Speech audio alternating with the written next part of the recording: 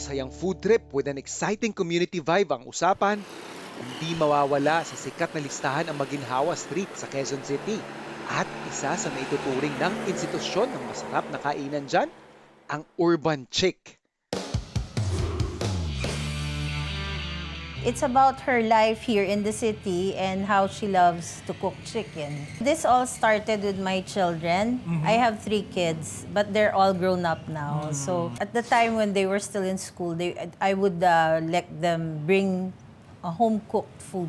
Every time they would come home, ubos na ubos, sabi ko, ano nangyari? Yung pala yung mga classmates nila lahat. Urban Chick is 10 years old. We started 2013. We only started like a garage, talagang hole in the wall. Yikes. And then somehow we prevailed. Kasi ang iniisip lang namin nun, kung ano lang yung kaya kong lutuin. Yes. Kung ilang tao lang in one day, siguro hindi pa aabot ng 100. Dito nagmi-meeting, dito nagkakaroon ng tsikahan, dito nag-video, kung ano-ano ang ginagawa ng mga bata. Tapos hanggang sa lumaki na lang ng lumaki siya.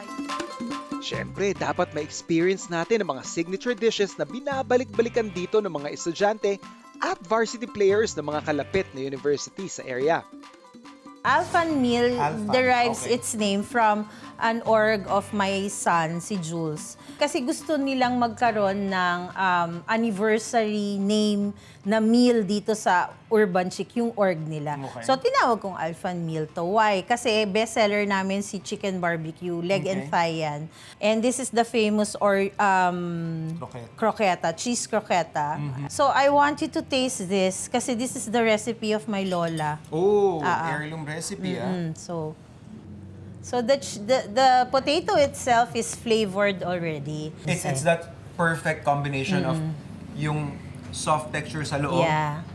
very flavorful, and then yung nagbabalance sa kanya is yung crispness Yeah. na meron sa labas. So, winner to, mama. So whatever it is that you see here, meron kami niyan na single order with rice or Opo. with bread or Different combinations Opo, lang.